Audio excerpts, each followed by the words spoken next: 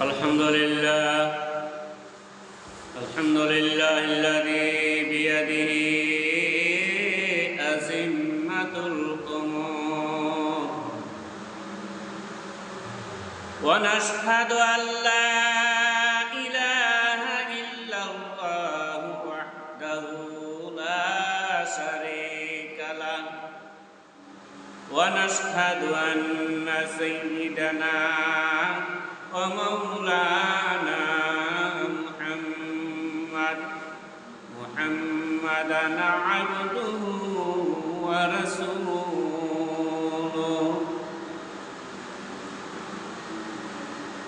صلى الله عليه وعلى آله أجمعين وسلم تسليما كثيرا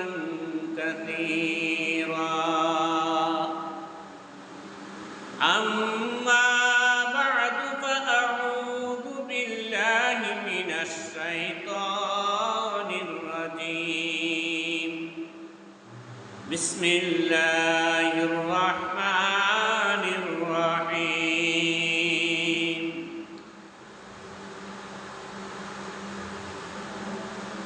والتفت الساق بالساق إلى ربك يومئذ المساق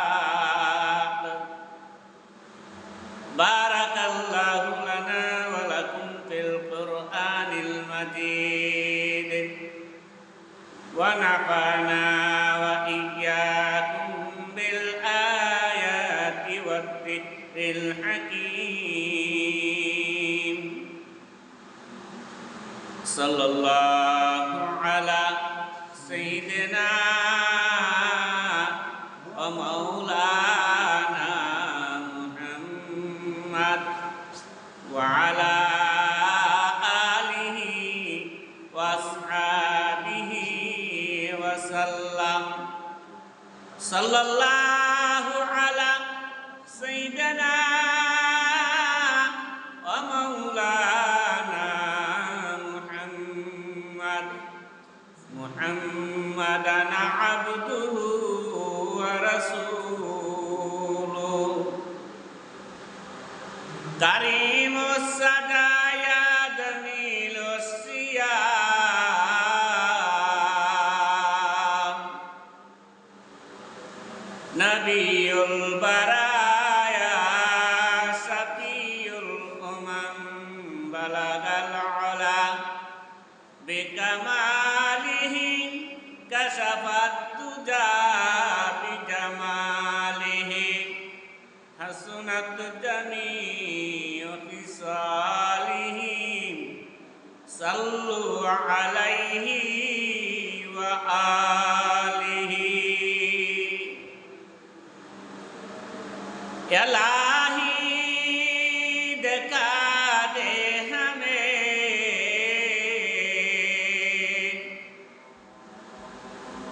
दियारे Medina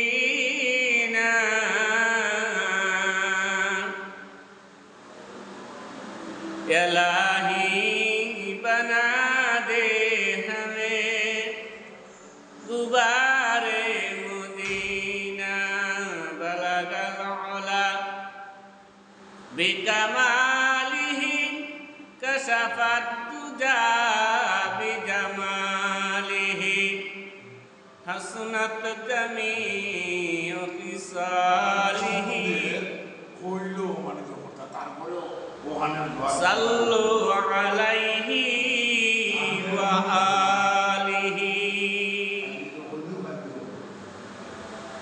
আলহামদুলিল্লাহ আল্লাহ তাআলার লাখ কোটি শুকরিয়া যে মহান রব্বুল আলামিন আমাদেরকে পবিত্র জুমার দিনে আল্লাহর ঘরে আসার বসার তৌফিক দান করেছেন। এই জন্য আল্লাহর শুকরিয়া আদায় করি আলহামদুলিল্লাহ। আজকের আলোচনা হইল মুসলমান মৃত্যুর পরে কবরে রাখার পরে প্রত্যেক মুসলমানদের কবরে একটা ছাপা দিবে। এই ছাপাটা কাহার জন্য আরামদায়ক আর কাহার জন্য কষ্টদায়ক। এক দলের জন্য আল্লাহ কবর বেহেশতের বাগিচা রাখছেন, আর আরেক দলের জন্য কবর আল্লাহ জাহান্নামের গাড়া রাখছেন। কবর বেহেশতের বাগিচা কার জন্য আর কবর জাহান্নামের গাড়া কার জন্য? আল্লাহর নবী সাল্লাল্লাহু আলাইহি সাল্লাম সাহাবায়ে কেরামকে বললেন, ও আমার সাহাবায়ে কেরাম, কবর কাহার জন্য জাহান্নামের গাড়া, আবার কাহার জন্য বেহেশতের বাগিচা। জাহান্নামের বাগান, জাহান্নামের গাড়া কার জন্য হবে?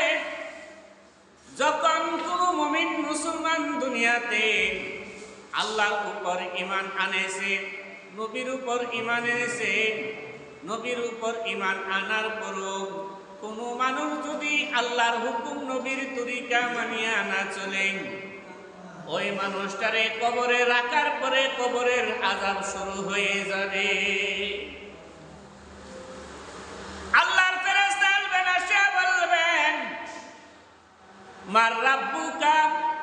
যখন এই প্রশ্নটা করবে, এই লোকে বলবেন, লা আদরি, লা আদরি, আমি কিছু জানি না, আমি কিছু জানি না। দুনিয়ার জগতের মানুষ যা বলিত আমি তা বলিতাম। এরপরে তারে 2 নম্বর প্রশ্ন করা হবে, ওমা দীনুকা, তোমার দিন কি? এমন ভাবে এই লোকটা বলবে, আমি কিছু জানি না, আমি কিছু জানি না। 3 নম্বর প্রশ্নটা করা হবে, মান ওমান নাবিয়ুকা, তার কবর থেকে নবীজির রওজা শরীফ পর্যন্ত যে আল্লাহর কুদরতি পর্দাটা সরাইয়া দেওয়া হবে, আর নবীজির দিকে আঙ্গুল দিয়া ইশারা করিয়া বলা হবে, ওই ব্যক্তিকে তোমরা চিনুনি, যিনি কবরে বসে আছে। গুনাহগার উম্মত যদি হয়, আল্লাহর নবী ওই ব্যক্তির চেহারার দিকে চাইবেন না, ওই লোকরে পিছ দিয়া বসে থাকবেন। তখন ওই বদ আমলে ব্যক্তিরা বলবে, লা আদরি, লা আদরি, আমি কিছু জানি না, আমি কিছু জানি না। ওই ব্যক্তি কে বা কার আমি চিনি না, আমি জানি না। দুনিয়ার জগতের মানুষে যা বলিত আমিও তা বলিতাম। তখন থেকে এই মানুষটার একটা আযাব শুরু হয়ে যাবে। এই মানুষটার কবরের মধ্যে এমন একজন ফেরেশতা নিয়ে আসবেন, যেই ফেরেশতার চক্ষু 2টা অন্ধ থাকবে, 2টা কান হাটকাল থাকবে। এই ফেরেশতা এমন একটা হাতুড়ি নিয়ে আসবে, যে হাতুড়িটা তার কবর পর্যন্ত ঝুঁকা থাকবে। এই কবরের মধ্যে ঢোকার পরে হাতুড়িটা দেওয়ার পরে 1 চুল পরিমাণ বাকি থাকতো না। 1 ইঞ্চি তো বহুত, কিন্তু 1 চুল পরিমাণ বাকি থাকতো না। যে এই ফেরেশতা যে সময় গর্দা দিয়া, এটার বলা হয় গর্জন, লোহার গর্জন, যে দুনিয়ার কোনো মানুষে তোলা দেওয়ার মতো সম্ভব না, একমাত্র সম্ভব হইল আল্লাহর ফেরেশতা। এই আল্লাহর ফেরেশতা আইসা এই মানুষটারে হাতুড়ি দিয়া মাথার মধ্যে বাড়ি দিব, আর এই লোকটা দুনিয়ার জগতের কথা মনে করব, আয় আল্লাহ আমি কি করেছিলাম, দুনিয়ার জগতে জীবন কাটাইলাম, দুনিয়া আর দুনিয়া করতে করতে, ও আমার মাবুদ, দুনিয়ার জগতে থাকাকালীন তোমাকে চিনি নাই, তোমার নবীকে চিনি নাই। দুনিয়ার সম্পদের পিছনে পড়ি আমি শুধু দুনিয়া আর দুনিয়া। ও আল্লাহ, তুমি আমারে এই কবরের আযাব থেকে মুক্তি দিয়ে দাও। মুক্তি পাওয়ার জন্য কি চাও তুমি? আল্লাহ বলবেন যে, হে দুনিয়ার জগতের মানুষটি, হে নাফরমান, এ নাফরমান নারী আর পুরুষ, তুমি বলতেছো আমি কি চাই? আমি তোমার নেক আমল চাই। তুমি দুনিয়ার জগতে কি পর্যন্ত নেক আমল করে আসছো, তোমার ওই নেক আমলটা আমি দেখতে চাই। এই বান্দা বলবে, ও আমার মাবুদ, দুনিয়ার জগতে যে আমি জিন্দেগি কাটাইছি, আমার আমল নামায় নেকি বলতে নাই। আমাকে যদি তুমি দুনিয়ার বুকে পাঠাও, আমার দুনিয়ার জগতে যত সম্পদ আছে সবগুলো আমি তোমাকে দিয়ে দিব। তারপরও তুমি আমাকে ক্ষমা করে দাও।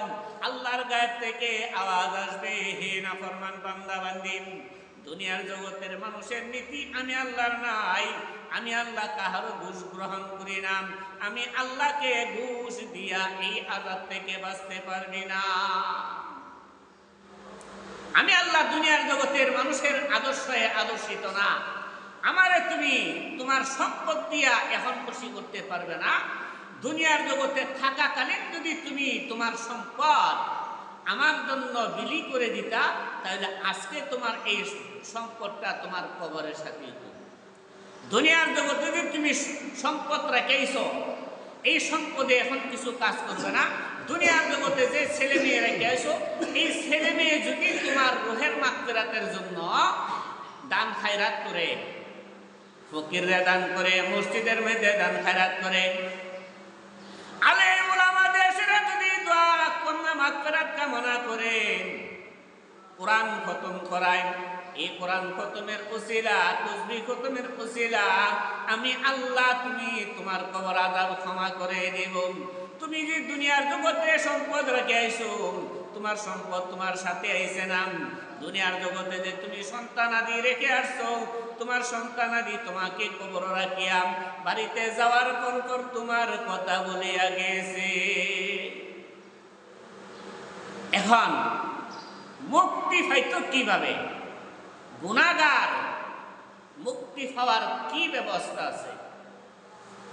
আল্লাহ নবী সাল্লাল্লাহু আলাইহি সাল্লাম ফরমান, এক নম্বর হলো কোনো মানুষ যদি জানে সে গুনাহগার, আর ছেলে মেয়ে যদি এমন নেককার আল্লাহওয়ালা সন্তান রাইখা যা, তাহলে এই ছেলে মেয়ের দোয়ার বরকতে আল্লাহ তার মা বাবার কবর আযাব মাফ করে দেবে।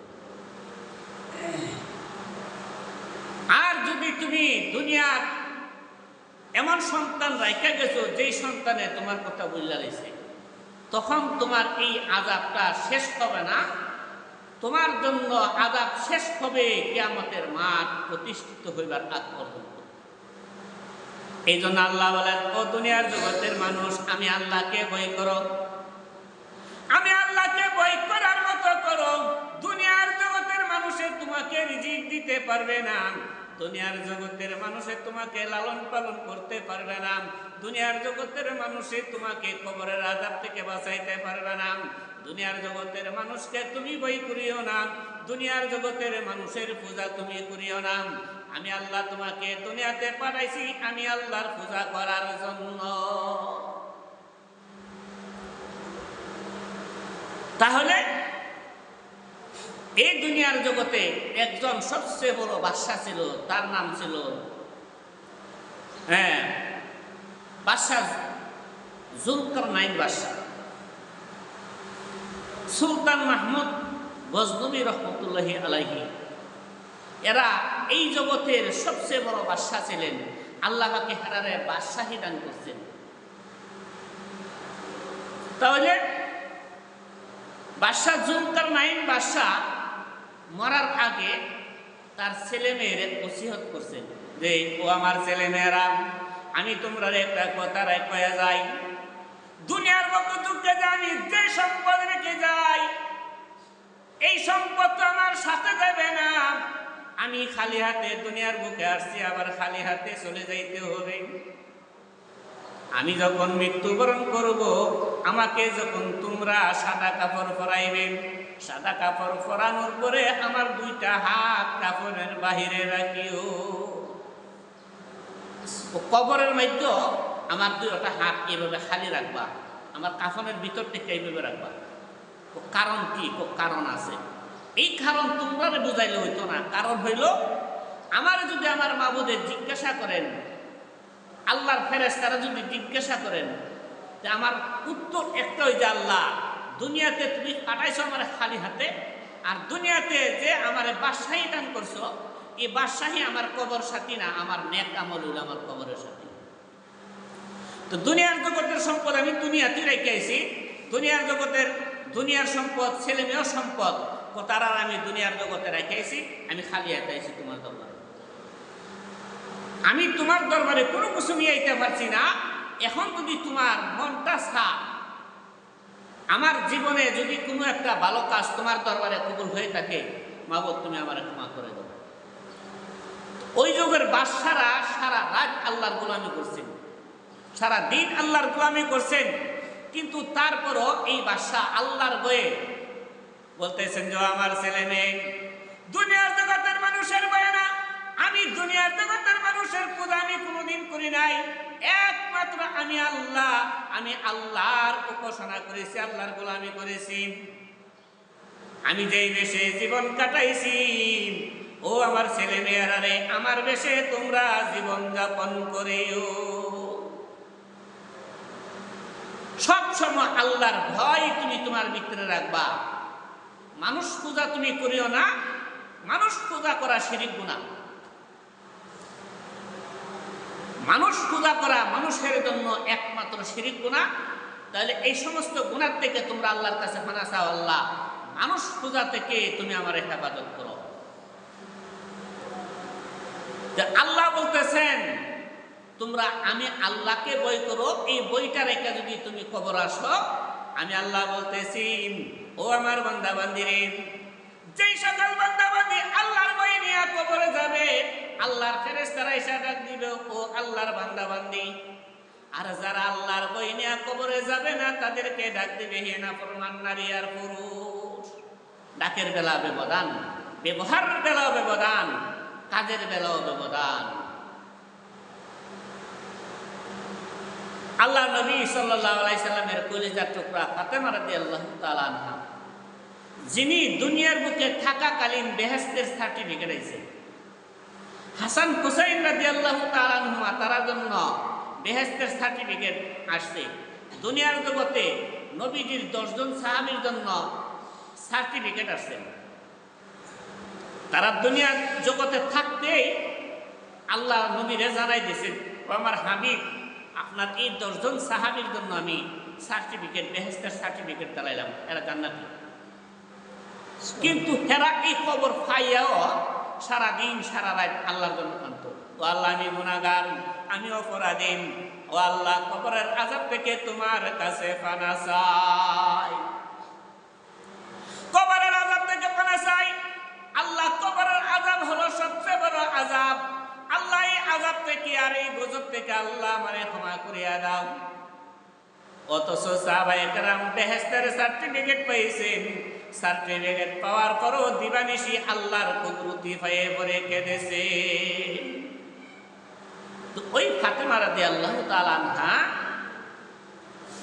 মৃত্যুবরণ করার পরে এর আগে ছেলেরে স্বামীরে কিছু কথা কইছেন। কি? ও আমার স্বামী, 1 নম্বর কথা হইল আমি যদি মৃত্যুবরণ করি, আমার মৃত্যুর খবরটা দুনিয়াবাসীর কাছে দিও না। 2 নম্বর হলো আমি যখন মৃত্যুবরণ করব, দিনের বেলা আমাকে থামাইবে না, রাত্রের বেলা রাত্রের অন্ধকারে আমাকে কবরে রাখবা। জিজ্ঞাসা করলেন, ও ফাতেমা তুমি এই কথা বলার কারণ কি? ফাতেমা রাদিয়াল্লাহু তাআলা আনহা বলেন, ও আমার স্বামী, 1 নম্বর কথা হলো দিনের বেলা যদি আমাকে আমার মৃত্যুর খবর দেও, এই আশপাশ এলাকার মানুষ দৌড়িয়ে আসবে, নবীজির কলিজার টুকরা ফাতেমা মৃত্যুবরণ করেছে তারে দেখে আসি। মৃত্যুর পরে যদি দুনিয়ার কোন মানুষ আমার চেহারাটা দেখে, এর জন্য আমি গুনাহগার হয়ে যাইব। কাল কিয়ামতের আদালতে আমি ফাতেমা নবীজির আল্লাহর আদালতে হাজিরা দিতে হবে। 2 নম্বর হলো রাত্রের বেলা যে আমাকে অন্ধকারে কবরে রাখার জন্য আমি বলেছি, অন্ধকারের মধ্যে মানুষ আমার কবরটাও পর্যন্ত দেখবে না। দুনিয়ার জগতের মানুষে আমার কবরটা পর্যন্ত যদি দেখেন, তারা আফসোস করবেন, হায়রে নবীজির মেয়ে ফাতেমার কবরটা কত বড়। দুনিয়ার জগতে তাই কাছে তারে দেখতে পারছি না, কবরে বোঝাইতেছে তার লাশটা অনেক বড় ছিল। এর জন্য আমি গুনাহগার হতে পারি। 1 নম্বরে আমার মৃত্যুর খবর দিবা না, 2 নম্বরে আমার মৃত্যুর যদি হয়ে যায় রাত্রে বেলা আমার টানাইবা। যখন মৃত্যুবরণ করছেন তখন রাত্রের বেলায় রাখছেন, তার কথা অনুযায়ী কবরের মাঝে রাখছেন।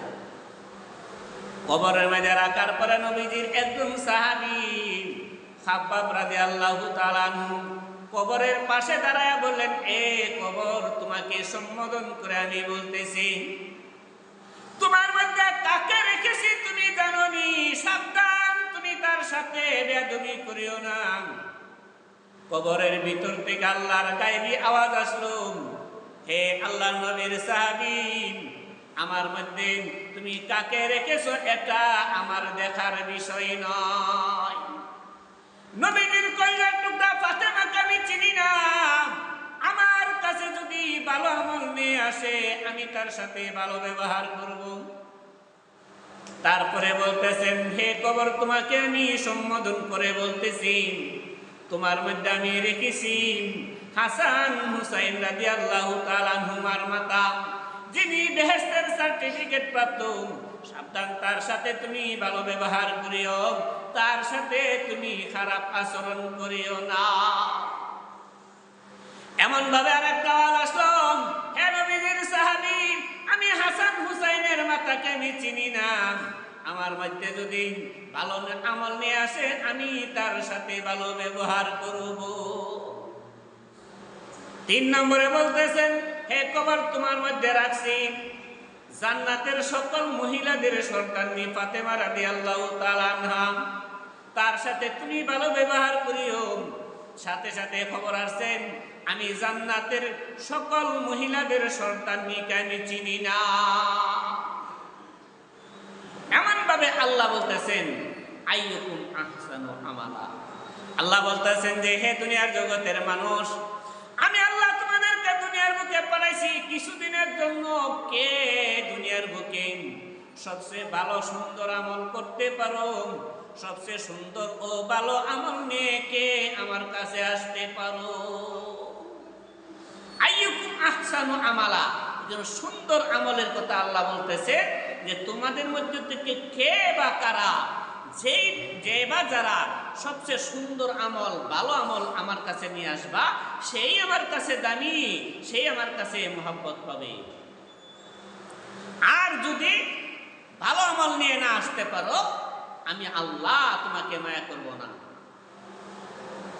আল্লাহ নবী সাল্লাল্লাহু আলাইহি সাল্লামের চেয়ে উত্তম কোন ব্যক্তি এই দুনিয়ার জগতে ছিল না। 7 আসমান 7 জমিনে একমাত্র আল্লাহ নবী হলেন উত্তম ব্যক্তি। নবীজির দুনিয়ার জিন্দেগি শেষ হওয়ার পরে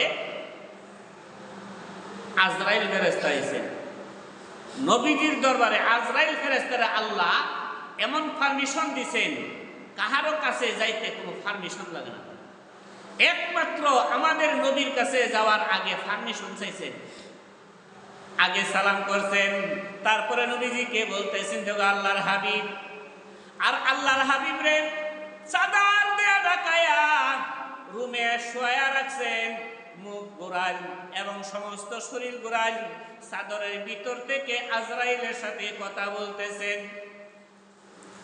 ফাতেমা রাদিয়াল্লাহু তাআলা আনহা দেখতেছেন, আর আল্লাহ নবী আজরাইল ফেরেশতার সাথে কথা বলতেছেন। আল্লাহ নবীকে বললেন, ও আল্লাহর হাবিব, আপনি দুনিয়ার জগতে থাকতে চান না দুনিয়া ছেড়ে পরে কলে যাইতে চান? আল্লাহ নবী সাল্লাল্লাহু আলাইহি সাল্লাম ফরমান, ও আজরাইল ফেরেশতা, দুনিয়ার জগতে কি আমার আরো হায়াত আছে না শেষ হয়ে গেছে? আজরাইল ফেরেশতা বলেন যে, ও আল্লাহর হাবিব, দুনিয়ার জগতের জিন্দেগি আপনার শেষ হয়ে গিয়েছে, তবে আপনার কাছে খবর আসছে আপনার ইচ্ছার উপরে নির্ভর করবেন।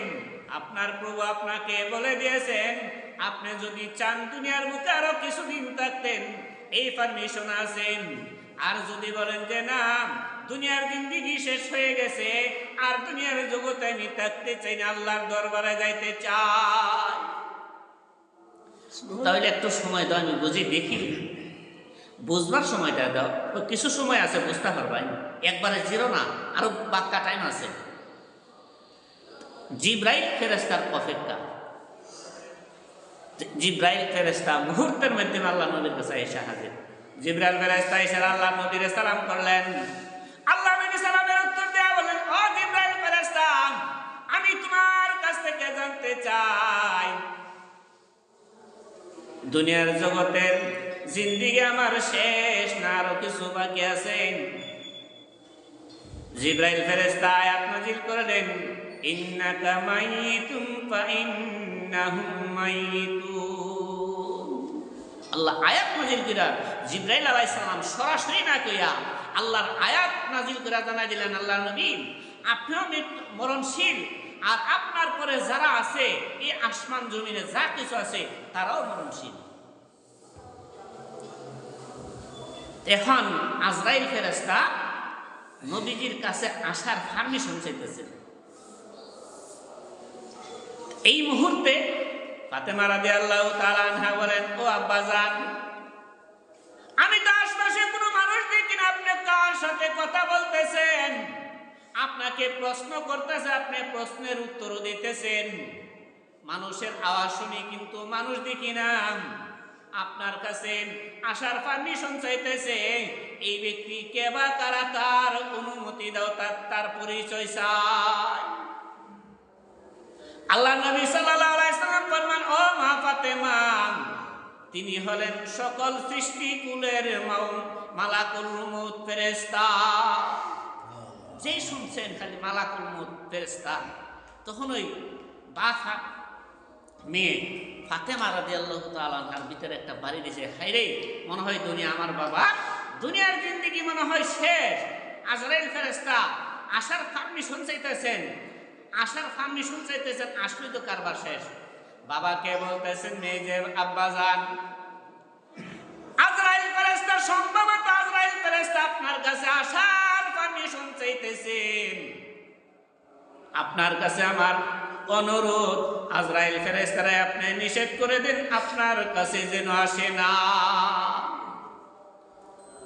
আল্লাহ নবী সাল্লাল্লাহু আলাইহি ওয়াসাল্লাম বলেন, ও মা ফাতেমা, তিনি এমন একজন ফেরেশতা যে ফেরেশতা কাহারো কাছে যাইতে পারমিশন লাগে না গো।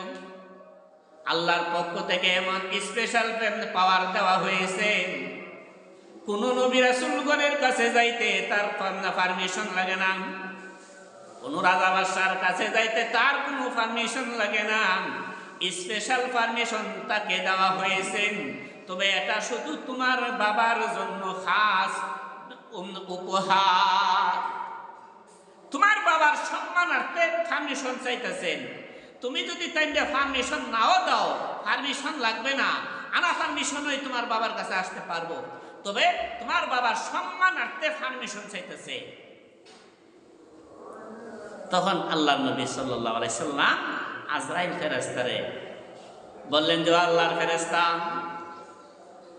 দুনিয়ার জগতে আমি থাকতে চাই না, দুনিয়ার জিন্দেগি যদি আমার শেষ হয়ে যায়, আমি আর দুনিয়ার জগতে থাকতে চাই না, আমি আমার মাবুদের দরবারে যাইতে চাই, আমি সর্বাবস্থা প্রস্তুত আছি। আল্লাহ নবী সাল্লাল্লাহু আলাইহি সাল্লাম মৃত্যুর জন্য প্রস্তুতি নিলেন। তখন ফাতেমা রাদিয়াল্লাহু তাআলা আনহা চোখের পানি ফেলাইয়া বাবার জন্য কাঁদতেছেন যে, আল্লাহ, বাবা দুনিয়ার বুকে নাই, আর কার মধ্যে কান্দা দুনিয়ার জগতের মানুষের মতো না, হা হু কইরা শব্দ করিয়া মৃত্যু ব্যক্তির জন্য কাঁদা যায় না, হারাম। কেন? আমি দেখছি আপনার দেশও আছে কোনো কোনো মানুষ শব্দ করে কাঁদে, আমার দেশও আছে শব্দ করিয়া কাঁদা, এটা নিষেধ, নবীর নিষেধ। আল্লাহ নবী সাল্লাল্লাহু আলাইহি সাল্লাম সাহাবায়ে কেরামরে বললেন যে, কোনো মানুষ যদি মা মারা যাক, বাপ মারা যাক, ভাই মারা যাক, মরার পরে কোনো মানুষ কাঁদা নিষেধ, কারণ তার এই কান্দাটাও একটা গুনাহ। তোমার এই খান্দাটাও গুনাহ, এই খান্দার কারণে তোমার এই মৃত্যু ব্যক্তি কবর কষ্ট ভোগ করবে। যখন আল্লাহর নবী সাল্লাল্লাহু আলাইহি সাল্লামের ছেলে কাসেম রাদিয়াল্লাহু তাআলা আনহু মৃত্যুবরণ করছেন, তখন আল্লাহর নবী সাল্লাল্লাহু আলাইহি সাল্লাম কাঁদতেছেন, চোখের পানি ফেলায় কাঁদতেছেন।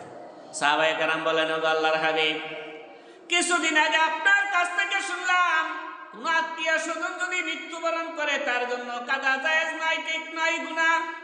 এখন যে কাঁদতেছেন আপনি, এর কারণ কি? আল্লাহর নবী বলেন, হে আমার সাহাবায়ে কেরাম, মানুষের প্রতি মানুষের মহব্বত আছে, ছেলে মেয়ের প্রতি মা বাবার মহব্বত আছে, মা বাবার প্রতি ছেলে মেয়ের মহব্বত আছে। এটা হলো দুনিয়ার জগতের মহব্বত। আমি যেইভাবে কাঁদতেছি, আমার মনের মহব্বত আমার ছেলের জন্য কাঁদতেছি, আমি তো কোনো শব্দ করি না। শব্দ করিয়া কাঁদা হইল গুনাহ। আমার চক্ষু দেয়া যে পানিটা পড়তেছে, এটা হলো মনের আবেগে পড়তেছে। তুমি তোমার ছেলে যদি মারা যাও, তোমার ছেলে আর মেয়ে তোমার কাছে অতি মহব্বতের, তোমার মনটা তুমি বাঁধিয়া রাখতে পারবে না, তোমার চক্ষু দিয়ে অটোমেটিক পানি বাহির হবে।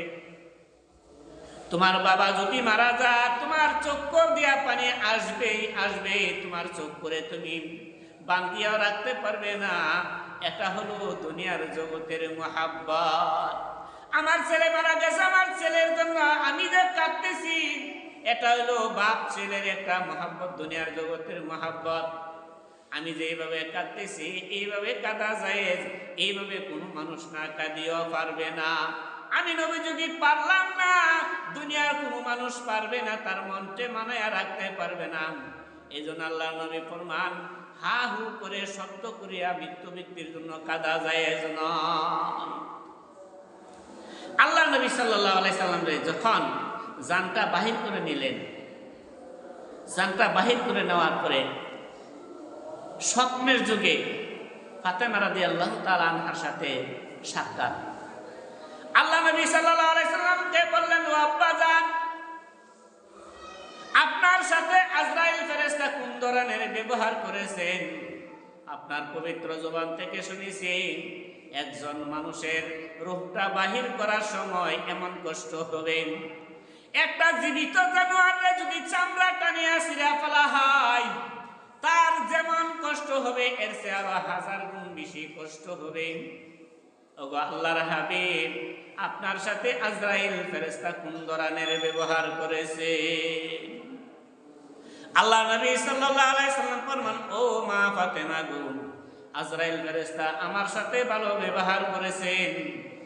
আমার সাথে যে ভালো ব্যবহার করেছেন, এই ব্যবহারটা আমার উম্মতের মধ্যে থেকে একদল উম্মতের সাথে এই ব্যবহার করবেন। কোন ধরনের ব্যবহার করবেন? কোন মানুষ, কোন সন্তান যদি তার মার বুকের দুধ খায়, খাইতে খাইতে তার মুখটা ছুটিয়ে গেছে, কথা বলতে পারে না, আমার নেককার বান্দাবান্দির জন্য এই ধরনের ব্যবহার করবেন। একটা পিপিলিকা, একটা মশা কামড় দিলে যেমন মানুষের কোনো খবর হয় না, আমার নেককার বান্দাবান্দির সাথে এর চেয়ে আরো সুন্দর ব্যবহার করবেন। তার রূপটা যেই সময় বাহির করা হবে, মশা কামড় দিলে যেমন তার কোনো খবর হয় না, আমার নেককার বান্দাবান্দিরও কোনো ধরনের খবর হবে না। এই ধরনের ব্যবহার আমার সাথে করছে, এমন ভাবে আমার উম্মতের মধ্য থেকে যারা সবচেয়ে সুন্দর আমল নিয়ে কবর যাবে, কবর যাবার আগে তার পুরস্কারটা বলা হয়। তারে আল্লাহ কোন ধরনের পুরস্কার দিবেন, এই পুরস্কারটার ব্যাপারে জানানো হয়। সুন্দর আমল যারা দুনিয়ার বুকে করছে, আর এই সুন্দর আমল নিয়ে কবর যাবার আগে তারে জানানো হয়। আল্লাহর ফেরেশতা জিবরাইল ফেরেশতা ঈসা বলেন, ও আল্লাহর বান্দা বান্দি, তুমি আর বেশি সময় অপেক্ষা করিও না, তুমি দুনিয়ার জগৎ পাড়ি দেওয়ার সাথে সাথে আল্লাহর তৈরি জান্নাতে তোমাকে পাঠানো হবে। এটা হলো নেককার বান্দা বান্দি যারা দুনিয়ার জগতে সুন্দর আমল করছে, মরণকালে তারা এটা পুরস্কার। আর আল্লাহর খাস বান্দা যারা, মরণকালে তো কষ্ট হবেই না, কবর রাখার পরে সুন্দরভাবে 3টা প্রশ্নের উত্তর দিতে পারবে। আল্লাহ নবী সাহাবায়ে কেরামরা শিক্ষা দিয়েছেন, এই দোয়াটা বেশি বেশি পড়ো দুনিয়ার বুকে। কবরের মধ্যে যে 3টা প্রশ্ন করা হবে, এই 3টা প্রশ্ন আল্লাহ কুদরতিভাবে মনে করাই দিবেন। কি? আল্লাহ নবী বলেন, ও আমার সাহাবায়ে কেরাম, সকাল বিকাল তুমি এই দোয়াটা পড়িও, আল্লাহ রাব্বুল আলামিন তোমার কবরের 3টা প্রশ্ন আল্লাহ সহজ করিয়া দিবেন, স্মরণ করাইয়া দিবেন। রাদিতু বিল্লাহি রাব্বাও ওয়া বিল ইসলামি দীনাও ওয়া বি মুহাম্মাদিন সাল্লাল্লাহু আলাইহি ওয়াসাল্লাম রাসূলা। এই দোয়াটা যদি কোনো মানুষ সকাল বিকাল 3 বার পড়ে,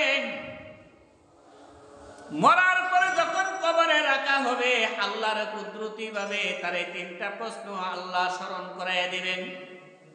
আল্লাহর ফেরেশতারা এসে যখন জিজ্ঞাসা করবেন, মার রাব্বুকা, সে বলবে রাব্বি আল্লাহ, অমান দীনুকা, ওমা দীনুকা, তোমার দিন কি? সে বলবে দীনুল ইসলাম, আমার দিন হলো ইসলাম ধর্ম, আমার ধর্ম হলো ইসলাম ধর্ম। তারপরে বলবেন তোমার নবীকে, ওই ব্যক্তিরে তুমি চিনোনি, ওই যে কবরে বসা আছেন। নেককার ব্যক্তির দিকে আল্লাহর নবী সাল্লাল্লাহু আলাইহি সাল্লাম চেহারা মুবারক ফিরায়া বসে থাকবেন। সুন্দর আমল যে কবরে রয়ে গেছে, সে বলবে তিনি হলেন আমার নবী। দুনিয়ার জগতে তার ধর্ম আমি মেনেছি, তার বিধান আমি মেনেছি, আল্লাহর হুকুম নবীর, ওই নবীর তরিকার উপর আমি চলিয়াম, আমি সুন্দর আমল নিয়ে কবরে এসেছি। এই দোয়াটা পড়লে আল্লাহর কুদরতিভাবে আল্লাহর ওই সকল বান্দাবান্দিরে স্বয়ং আল্লাহ স্মরণ করায় দিবেন।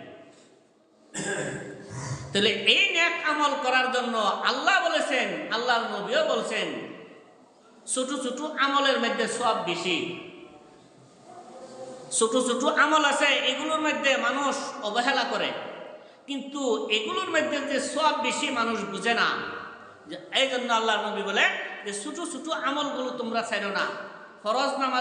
ফরজ নামাজের পরে 2 রাকাত নফল নামাজ পড়লে আল্লাহ পাকে তার এই ফরজ নামাজের ঘাটতি পুরা করে দেবেন। কোনো মানুষ যদি সকাল বিকাল আল্লাহর জিকির করে, পীরের কাছে যারা মুরিদ হয়েছেন, পীরের একটা সবক আছে, সকাল বিকাল 6 তাসবিহ। এই সকাল বিকাল 6 তাসবিহর মধ্যে আল্লাহ নামের জিকির। তাহলে এই সকাল বিকাল যদি জিকির করে, তার সুন্দর আমলে পরিণত হবে। আর পীরের কাছে আমি মুরিদ হইছি, কিন্তু পীরের সবক আমি আদায় করি না।